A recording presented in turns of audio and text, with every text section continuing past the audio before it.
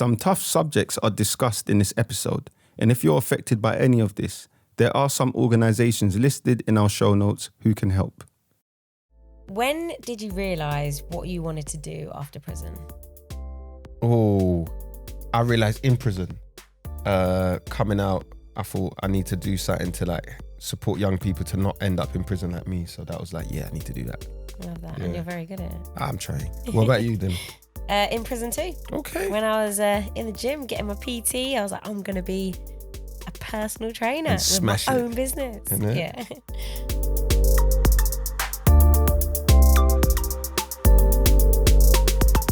Hello and welcome back to Life After Prison, The Sit Down, a podcast where we have in-depth conversations with people who have had experience of the criminal justice system firsthand.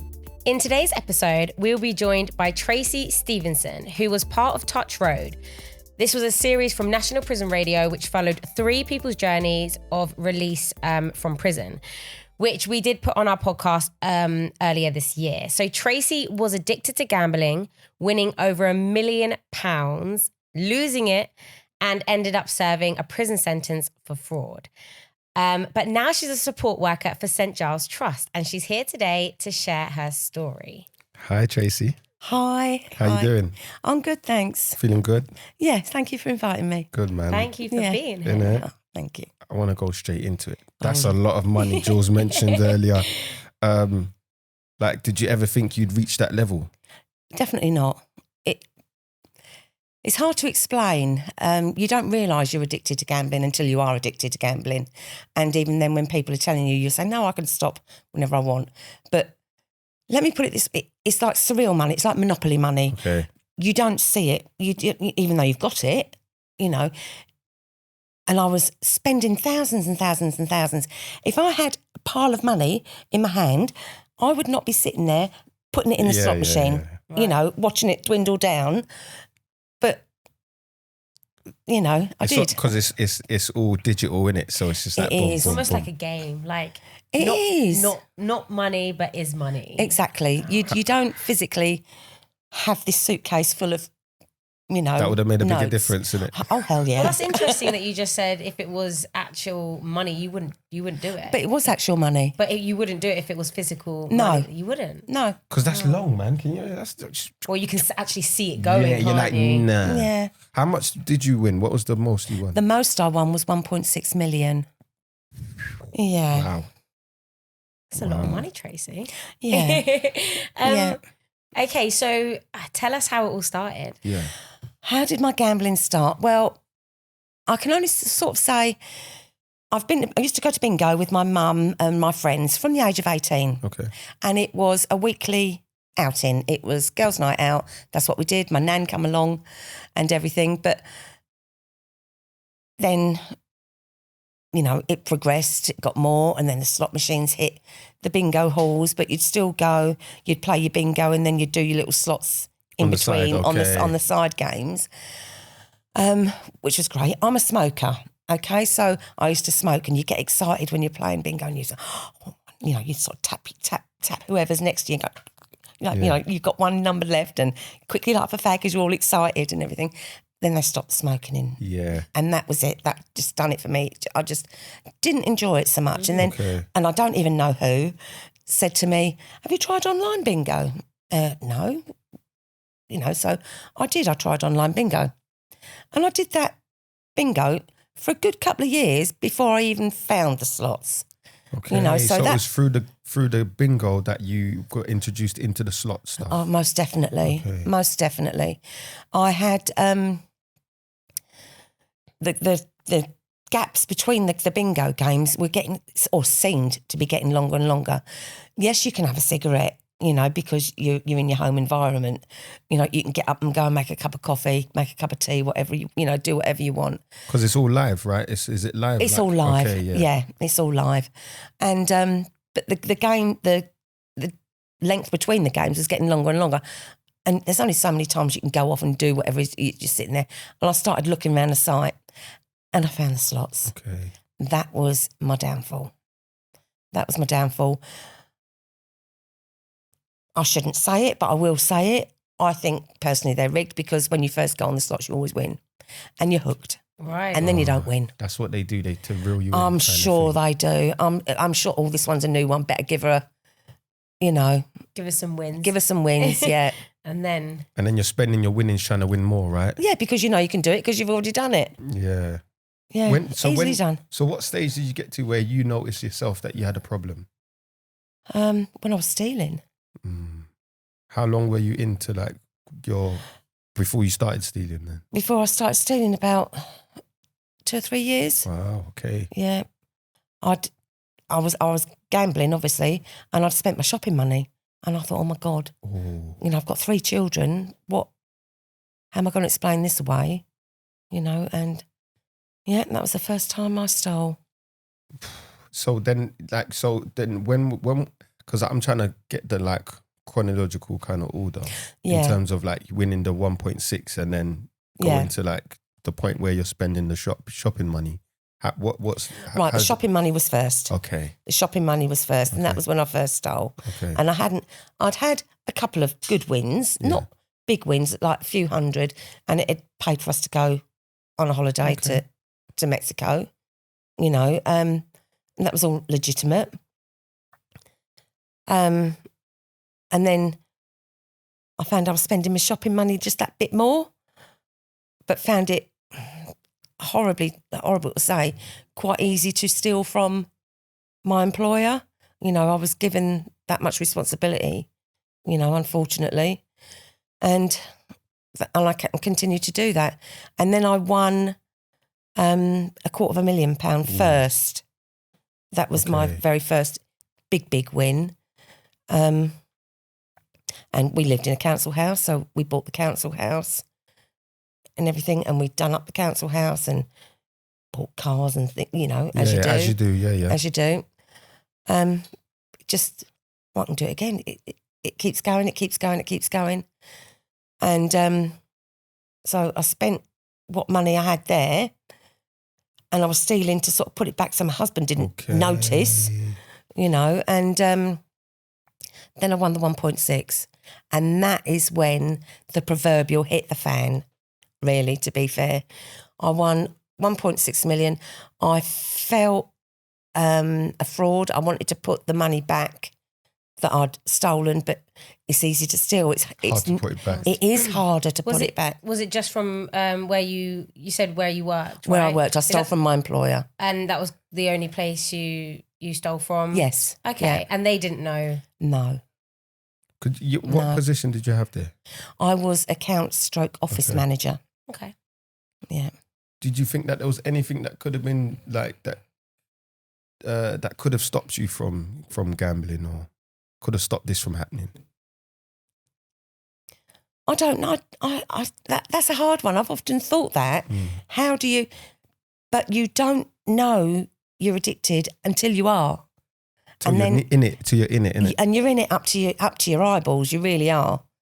And it is. It's so hard to explain. They called me every day.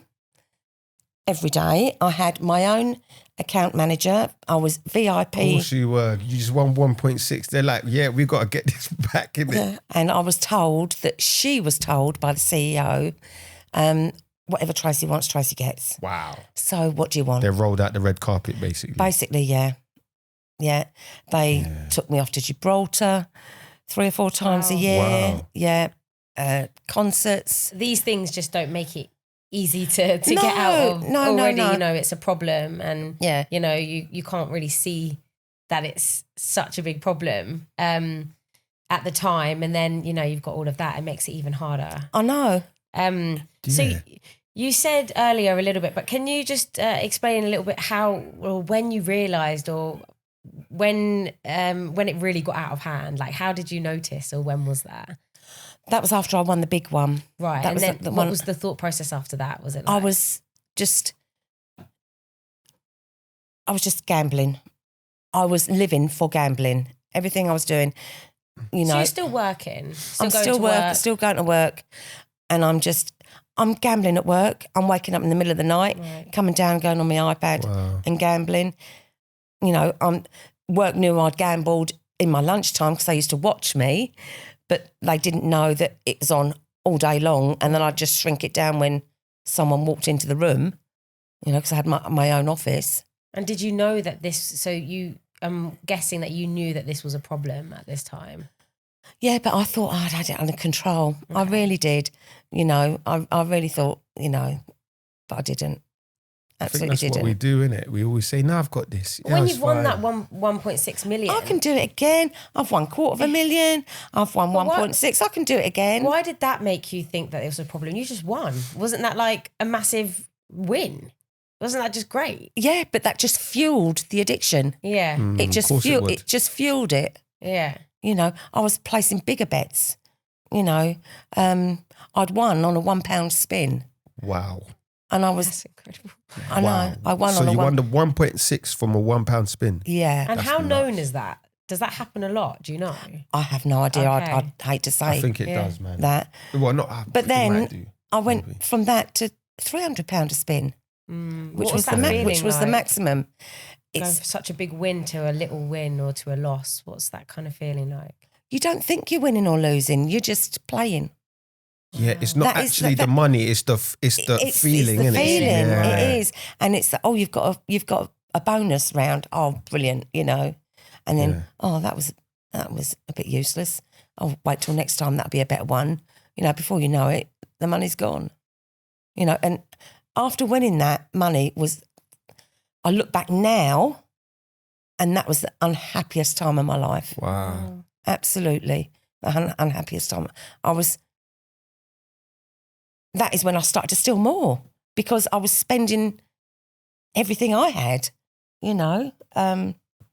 We'd bought a couple of houses, one in Spain, and we had a big house where we lived, which I didn't particularly like. It was too big. And my husband would go off to Spain to do up the house in Spain and leave me rambling around this big old house on my own, going to work. And he's packed up work years ago, you know. When I won that first lot of money, he packed up work to build extensions and things like on our council house. So, it's... I was unhappy. I was lonely and I was gambling. And the more I was left on my own, the more I gambled. See, so that's the impact on you. What impact did it have on your family then? I didn't think I had any impact on my family. Okay. It was only after they found out the extent of my gambling that they said, it all fits now. I thought I led my normal life and my gambling life. You know, my normal life was untouched. You know, my gambling life was secret, you know. But obviously not. How did they find out? They said that I was very elusive. Okay. I wouldn't get into deep and meaningful conversations with them. You know, I was there, but I wasn't there. You're there, but you're not present. Yeah. Yeah. And I feel guilty for that. Do you think that... So in that moment, they couldn't see it. They couldn't see any of that They happening. knew I was gambling. But they didn't know the addiction side. No. My husband would say to me, how much you lost? I go, 50 quid. And that's probably 50,000. Wow. So you're hiding this. Yes. What does that do to you then, hiding it then? I'm not a liar, but I am a liar. That You know, must have been a big toll. I look back. The lucid me would never, ever, ever in a million years have done what I did. The stealing. That's just not my makeup at all. That is what addictions do for you, you know. Hence, the job that I'm now doing, I can understand a lot of where of course. my ladies are coming from. Yeah, of course. You know, I've been there. Definitely. And so when they realised, how did they react when they? They were very, very supportive. Very, very supportive. You know, we know that's not you, Mum. Aww. Everybody that knows me and knows me as a person stood by me. Love that. Everybody. Yeah, me too. Whoever because all it's- you guys are, I'm so happy that you it's supported Tracey. Because you know when these things happen, it's crazy. But like when you get that support, you remember and you realise that is me. That's me. Like, and they're showing me that because you forget, don't you? You lose it, and you're like, is this me? What's going on? You know, and now, I mean, for the 5 years that I was doing that, I was the most unhappiest person. But now I'm happy. You know, I'm content. I'm happy with my lot, my life, and I can sleep at night. Yeah. You know? Do you know what? We love that. And, you know, we want to hear, you know, how you got to this. And, you know, I'm happy that you've come on and you can share this story with us. So thank definitely. you. So you didn't actually go to prison for gambling though, did you? I went because I stole. Right. And the charge was fraud by abuse of position. Okay. Yeah. That's specific, isn't it? That is specific. Yeah, they don't like white collar crime. You know, because it's money in it. Yeah. Yeah, and it's the deceit and it's the lying and it's a whole spider web of deceitfulness. It's So how did it all end? How did it all end then? right. It was coming up. It was just before Christmas, 2015, and where I worked, it was financial year end, February. Okay. And I really, really, really did not want to do it again. This one, I don't know how you explain it. I had a Catholic upbringing, you know, so there is a sense of I have been brought up with morals and a sense of what's right and what's wrong, and I just couldn't do it anymore. I didn't want to do it anymore. I was so unhappy with the way that my life had gone, and I didn't think that life was worth living. Wow. And I felt as if I only had two options, and that was, on the one hand, is go out and take my own life, and the other hand is confess. Those, in my mind, were the only options I had. I was going to do it over the Christmas because I was off work. Didn't have the guts to do that. So I went back in the January, just couldn't, I was physically sick. I just didn't want to do it. I felt as if I was a lamb going to slaughter anyway, like, is this the day I'm going to get caught or whatever, you know? Yeah, hanging over your head every day. And I had put my employer in a very vulnerable position financially as well. And the guilt of that too was... So it was guilt. It wasn't that you got caught. It was, you know, that burden on your shoulders. It was just, it was awful. So I'd made up my mind that I was going to go and take my own life this particular day. Said goodbye to my husband. I'd written a letter and I'd put it in my bedroom. Oh, my. Wow. And I walked out the door, and as I'm walking towards my car, my son pulls in with my granddaughter. And so I've then come back indoors and... Perfect timing. Yeah, playing with my granddaughter. And my son said, "You all right, Mum?" Yeah, I'm fine. You knew something was off, yeah. Oh, God, yeah. And, you know, so he didn't stay that long. And he went and I told my husband, because I just thought, I can't do this to them. I did not want them to feel one tiny little bit of guilt for what I'd done. They had no idea. They knew about my gambling, obviously, but they didn't know that I was stealing, and I didn't want them to bear just a tiny bit of guilt. That's not on them, it's on me. Yeah. And it is only on me.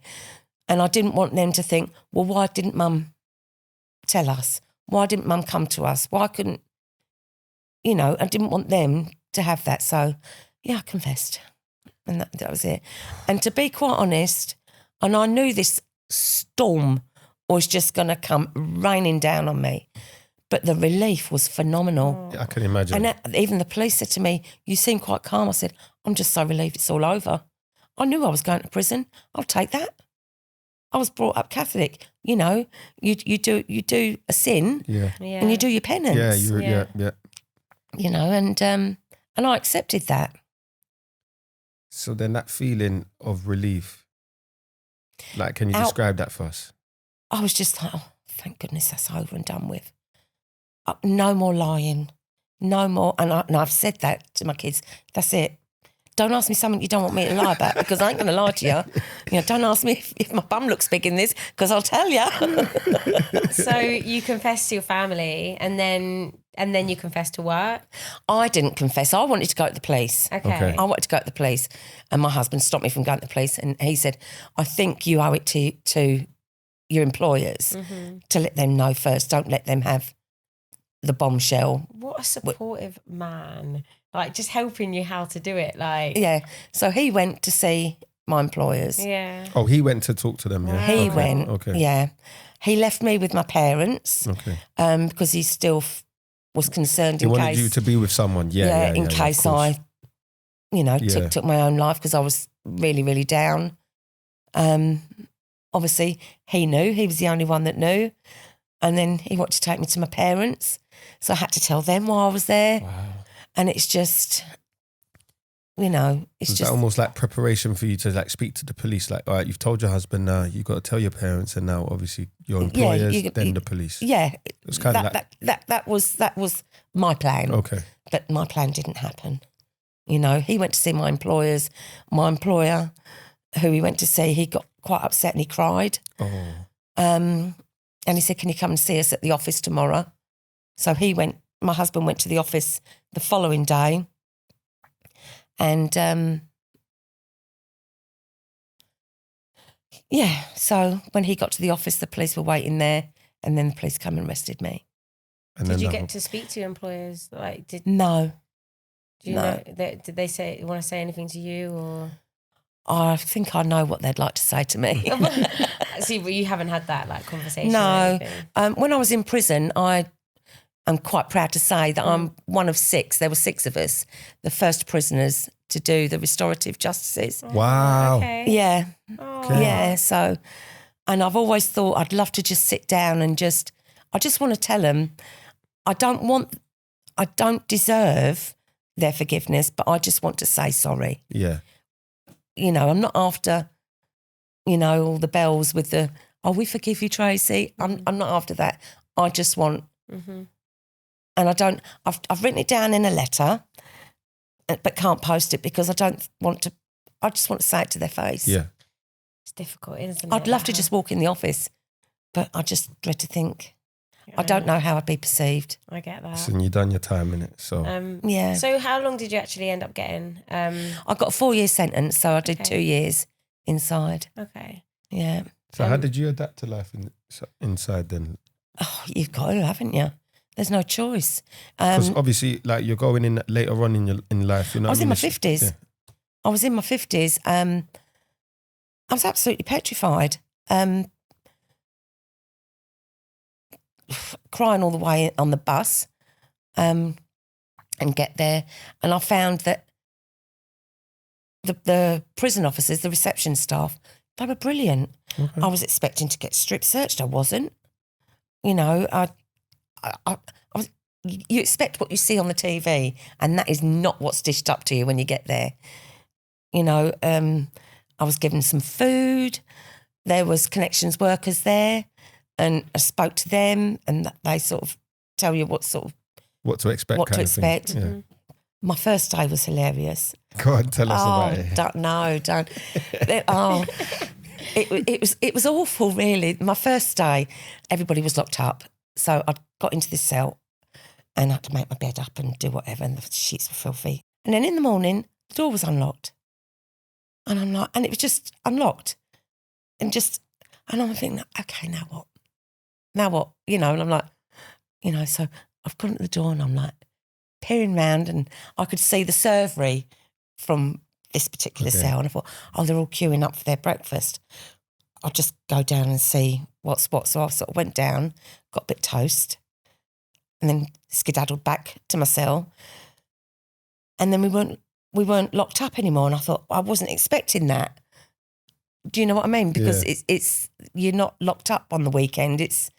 So I got my breakfast, went back, weren't locked up. So everyone else is tiddling around outside, and I'm in my cell. I'm just crying. I'm just don't know what to expect. When you're given a 4-year sentence, 2 years, you don't think. It feels like forever. It does, and you just don't think that light at the end of the tunnel is ever going to get anywhere near. I hear you. And it's really, really hard the first few days. So then we were locked up over lunchtime. Yeah. And then we got bang up again at 4:30 on a weekend. and it's always a cold tea, isn't it? So go down with your tray. I'm just by myself in my room. The only visitors I had during the day were, got any tobacco? Yeah, of course, you get that, yeah. Or you got any coffee? Yeah. Yeah, it's coffee or tobacco. Yeah, got it? No. So I've gone down on my tray and I've got me French stick and me cake and me drink and me bit of fruit. And as I'm walking past the thing, this great big girl, she just reached out. She took my cake off my tray. I wasn't expecting Wait. Oh, Tracy. That is so sad. But that's the truth. I She wasn't just expecting reached out. I hope you grabbed that back. Well, I didn't know what to do, and I'm scared, right? Oh, So It's the first day, man. Yeah, no. my first, right, so anyway, I'm standing there, and I said, really nicely, can you put that back, please? Did she put it back? She ignored me. Yeah. So I said it a bit loud. I'm standing there. I said it a bit louder. I said, could you put that back, please? And she just sort of went, looked me up and down and started laughing with her mates. And I did swear, and I just shouted, put that back. Yeah. And she went, ooh, picked it up and put it back. Oh, Good. well done. Right. Well done. Good on you. So I then picked it up, went straight to the bin and threw it in the bin because she's had her fingers on it. Yeah. She ain't having You're it. making a but point. not Yeah, I'm having it. making a point. Yeah. And then I've gone back to myself and I'm shaking. And I'm thinking she's going to come and beat me up. She was this great big old girl, you know. And but then one of the officers come up and said, we've just witnessed that. Well done. Otherwise that would have continued. Yes. Good. Well done, man. Yeah, I'm glad. well done. I'm glad you said that because I was about to say, Tracy, you had to do something.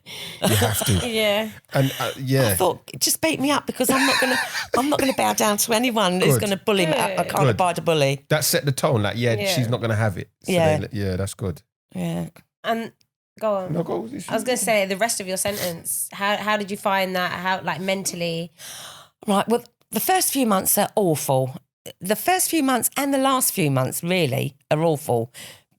It's the first one is getting adjusted to being in prison, and then, you know, you're coming out, you know, and they drag. The in-between bit, you just really get on with it. Yeah. But so I was sentenced in the July 16, and in September I was shipped to Downview. Okay.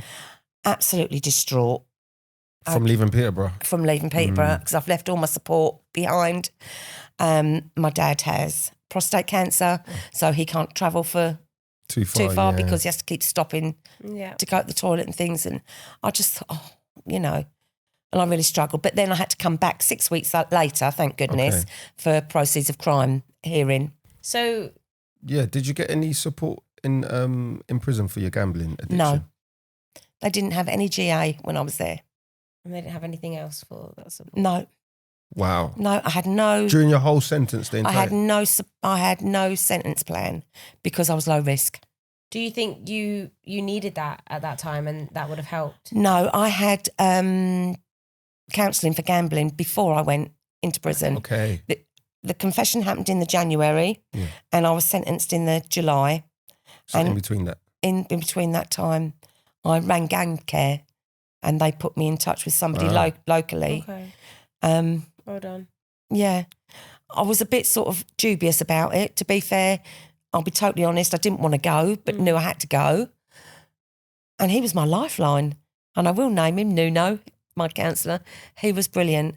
You get 12 free counselling sessions, but I was that bad, they gave me more. Okay. And they supported me right up until, my last counselling session was the day before I was sentenced. And do you think, and was that enough for you or did you need I think more? so, yeah. Okay. I think so. Good. I've not gambled since. Yeah. I mean, I know I had 2 years off because I was in prison, Yeah. but I've not gambled since I've come out.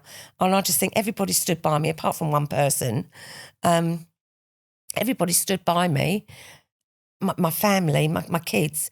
Not only would I be kicking them in the teeth, I'd be kicking me in the teeth If he was to go as well back if in. I was to start doing that now. I bought a lottery ticket and cried to my daughter, said, I bought a lottery ticket. I felt I've gambled, you know. She said, Mum, it's just like buying a raffle ticket. Don't worry about it. As long as you're not going on the slots, you're fine. You know. So how was release for you? Awful. Tell us Awful. I was having rottles. why. I had my last rottle 2 weeks before I came out. And my husband then decided to tell me he didn't want to be with me anymore. Oh, my. And that he couldn't get over what I'd done. This is during Rottle? This is during my Rottle, 2 weeks before my release date. Okay. Whoa. My last Rottle, yeah. That's a bombshell. Was you expecting that? No. I knew he was still angry. Supportive. Yeah. Yeah. So he's stayed with you basically 2 years, 2 weeks left. Yeah. And then he's like, I'm gone. Yeah. Whoa. Yeah, so I really, really struggled. And I didn't want to come out then. Of course. I didn't want to come out. That's emotional, man. Yeah. So anyway, I came out. Didn't even want anyone getting emotional. No, it is. Take your time. It was a tough time for me. I really struggled with that because I felt as if I'd had 2 years of perhaps a bit of payback because I'd lied to him about the gambling. I've had 2 years of all the, all my hopes and aspirations were just gone. Just like that, just out the window. Because you did mention something about this on the series Touch Road, which Jules mentioned before. Yeah, that just pulled the rug out from underneath my feet. I cried. I didn't want to come out. I didn't know what I was going home to. I thought I was going home to a husband and a home. I'm going home. I'm going out homeless. It's too late for me to do anything now. All the time in prison, I had no support whatsoever. I was the support. I ended up being a connections worker, and being a peer support worker. I took my IAG whilst I was in there. Well done. My Rottles was working outside the prison in a community as a support worker. That's excellent. So like through all of this struggle, like was there anything else that you found hard? Especially, you've had your life of you've built your life. Yeah. Like you said, you was in your 50s. Is there any other over 30 years of marriage just down the drain? Was there anything else that you found hard? Moving back in with my parents, I love them dearly. Yeah. I do. But you're in your 50s. I didn't want to intrude on their life. I didn't want to be a burden to them. And I stayed in my bedroom. I didn't want to, they had friends round and I'd stay in the bedroom because, they've got their friends round, or whatever. So much to go through, isn't I know. it? I feel like you're on eggshells. Yeah. And you walk down the street and you've got this Belisha beacon on your head, haven't you? Oh, she's out now. Oh, look at her. That is how you feel. The prison stamp on your head. Yeah, that is how you feel, but. So, whilst this is all going on, what kind of direction did you want your life to go in? Like, what did you... I think I had a bit of a breakdown. Okay. I didn't do anything. And then my dad came in and said, why don't you go and see your mate in Scotland? And I said, I can't, Dad, I'm on probation. And he said, well, ask. So I asked my probation officer and she agreed that I could go and spend a week with my friend in Scotland. I wasn't a risk, and they could see that. Yeah. The probation officers get your prison reports anyway, so they know what you're going to be like. So I went up there, and oh goodness, we laughed, we cried. Was that therapeutic? That really helped me compartmentalise everything and put things into perspective. Because I wasn't working, I was just in depression, and I was able to really, really cry.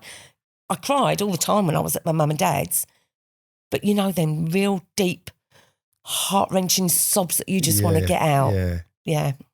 And then what? So then, how did you come back from that? So I came back from that, and I went to an agency. I knew the fella that ran this agency, so he knew me. He knew what I'd done, and said to him, "How am I going to go about getting a job?" And.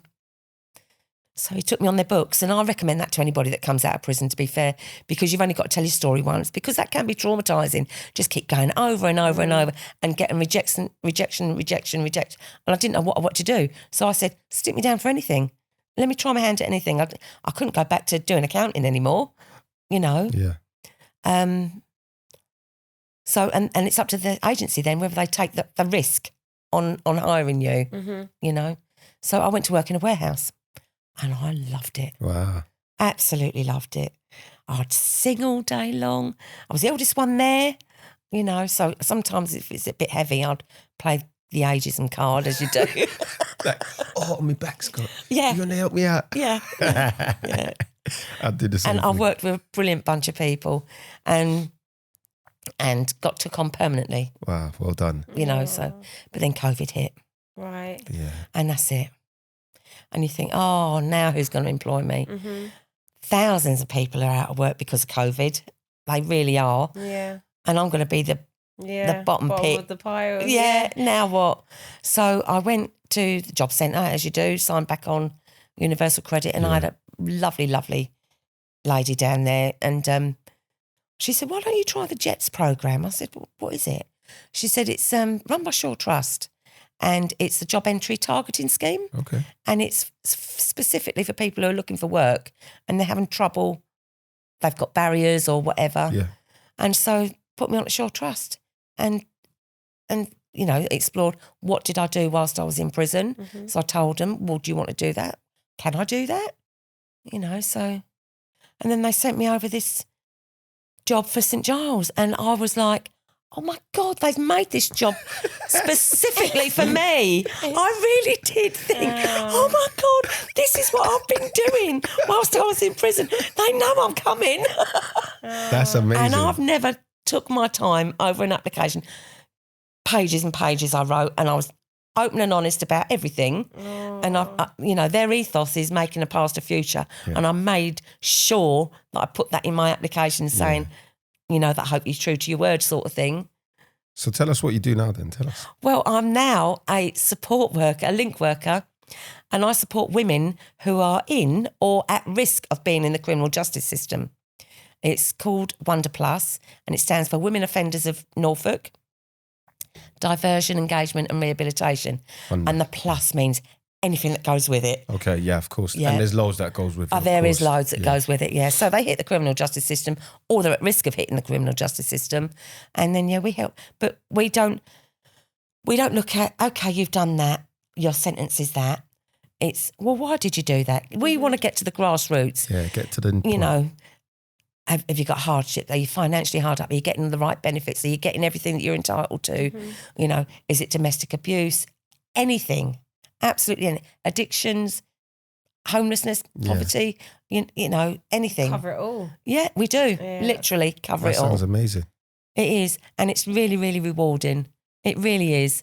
It really is. Making a difference in someone's life. You isn't don't see the brighter side of life, to be fair, because you're dealing with everyone's problems. Yeah. But when you see this particular person come out the other side and know that you've had that input just to make Feel good.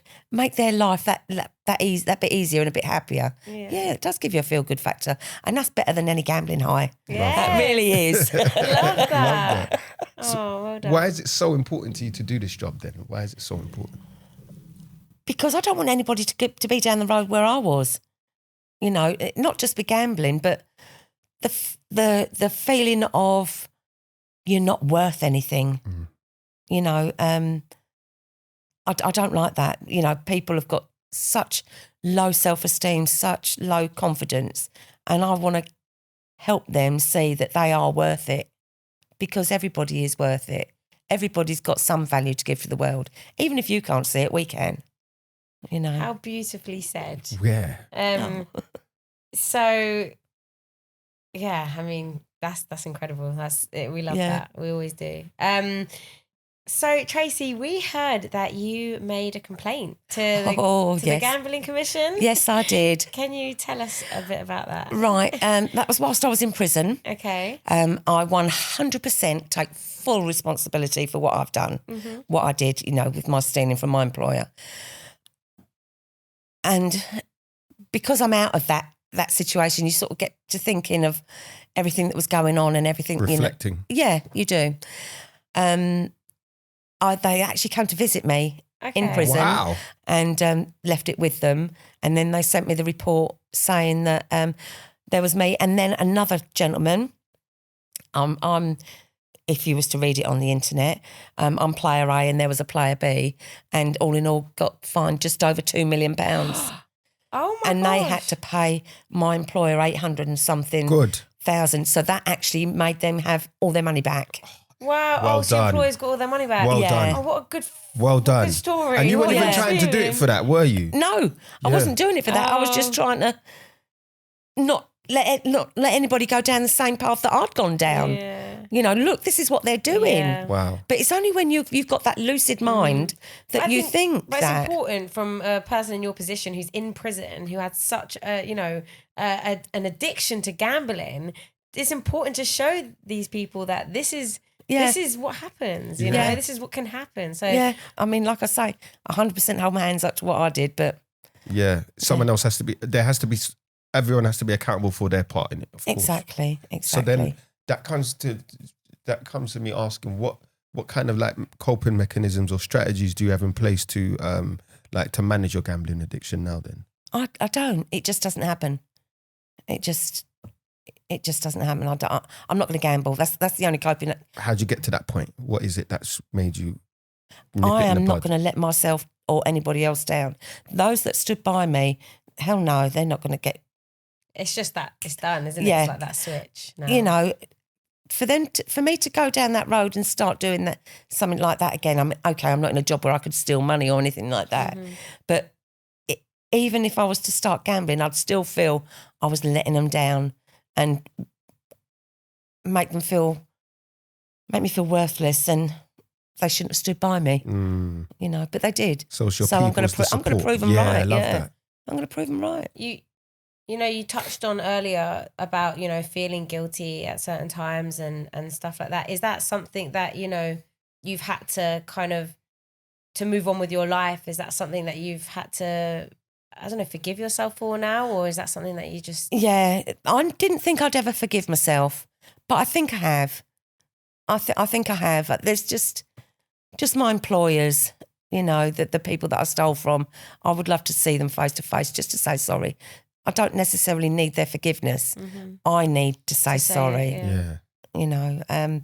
Other than that, yeah, I'm at peace with myself. Good. I am at peace with I myself. feel like you can move on with your life now. And even my kids say, Mum, I've never seen you so happy and so content, and I'm not aggy anymore. I didn't even know I was aggy in the first place, Oh, good. You can have that relationship with them as well. Yeah. Excellent. Yeah. Thanks for sharing that. Thank Oh, you. you're welcome. What we do in the sit down, what we like to do is, signpost organisations that can support other people like ourselves that have been to prison. Are there any organisations that supported you? St Giles Trust. That is my biggest shout out. And that is for anybody. Nobody gets turned away. And okay, yes, I deal with women over 18s in the criminal justice system. But you go to St Giles, there is some sort of programme, some sort of project for everybody, and nobody will get turned away. You need help, you'll get it. For gambling, it's all over the TV. GamCare is where I went. There's Gamble Aware. There might even be someone local.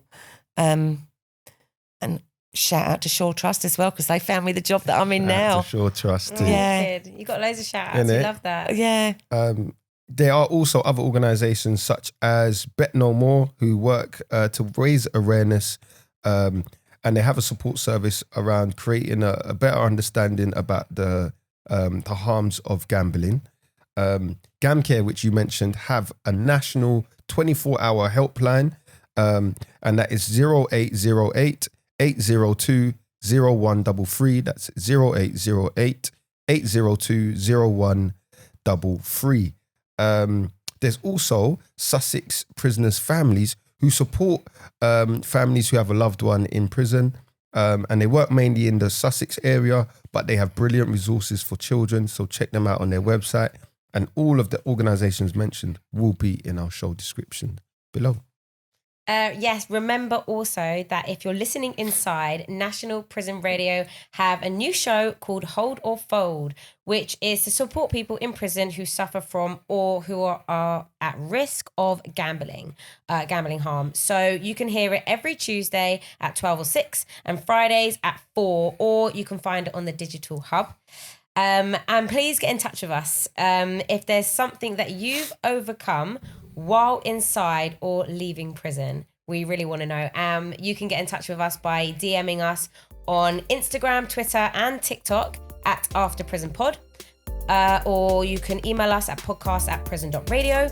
Or if you like to write, then you can at Life After Prison, National Prison Radio, HMP Brixton, London, SW25XF, or our website, which is lifeafterprisonpod.com. Yeah.